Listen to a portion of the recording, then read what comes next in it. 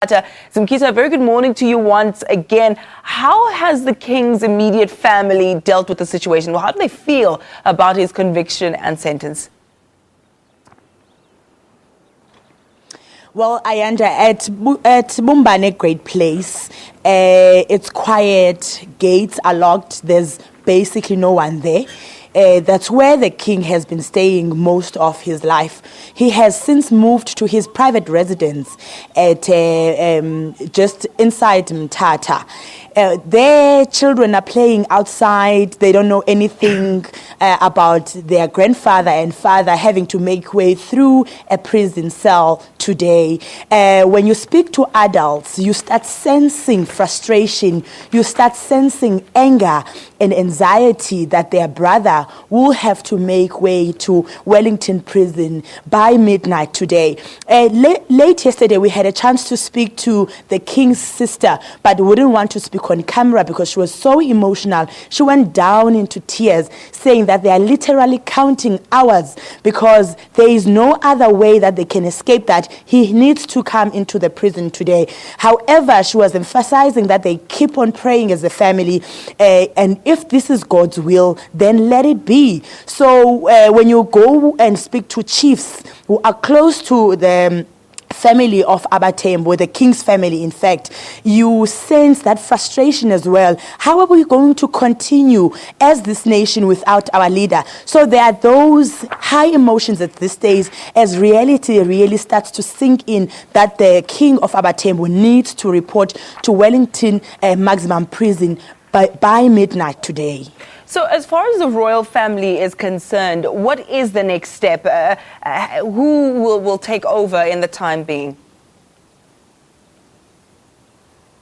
While the appeal at the Constitutional Court was still pending, the King and AbaThembu chiefs and AbaThembu Nation held a meeting at Bumbane Great Place where the king announced that his son, Prince Azenati, who is his firstborn from his wife, will take over from him once he comes to prison. However, that is being disputed by the right-hand house, though they haven't put forward a name of who will they want to take over when the king makes way to Wellington Prison.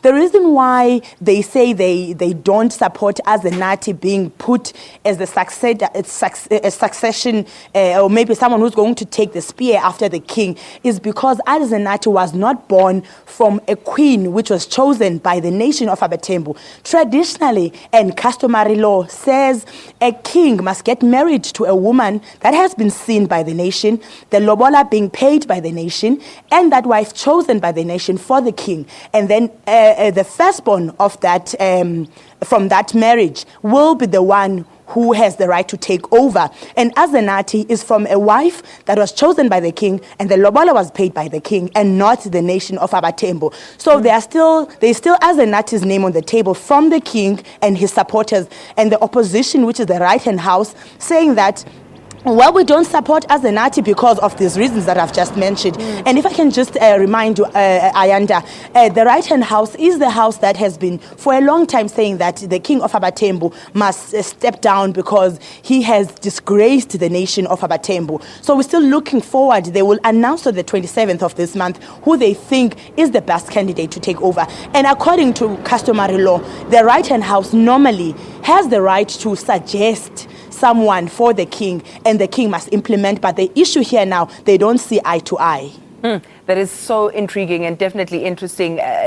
Talking more about the customary law, the king has used this again and again for his defense and the defense of his actions. But what led to him instructing his subjects to carry out the raid on the villager, which led to the offences for which he's been convicted? In the early 90s, the king had a farm at Kyalakha village, and several people from Kyalakha village had their livestock grazing at the king's farm, and some of the victims in this case were terrorizing villagers at Kyalakha village. Some were accused of murdering women in that village. So community members went to Bumbane Great Place, as it is done in any rural setup. You first just go and lay a charge at your great place if something wrong is continuing in the community. So they did that. They went to the king. They laid a charge that we are not happy because so and so are terrorizing us in the community. And also the king also had the problem with people who had their cattle grazing in their community. So the king sent his subjects to go to Buyelekhaya village to summon those people to the great place so that a meeting could be held and disciplinary action could be taken against those people. They didn't go to the great place. Then the king instructed his subjects to go to the village, and that's when they inflicted torture, and some houses were torched, and women and children were raided. The houses were raided, and then they were abducted. And in some instances, the king went to Buyelekhaya village himself to instruct the subjects for people to carry out frog jumps and other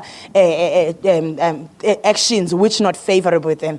And then they laid a charge in 1995 and 1996, but the king was bailed out, and the case was quiet for quite some time, and the case came out after 10 years. The king had been out on bail, and now today he has to come into Wellington Prison to start his 12-year sentence. And if it doesn't, the Justice Department has reiterated that they will have to summon police to go and arrest him.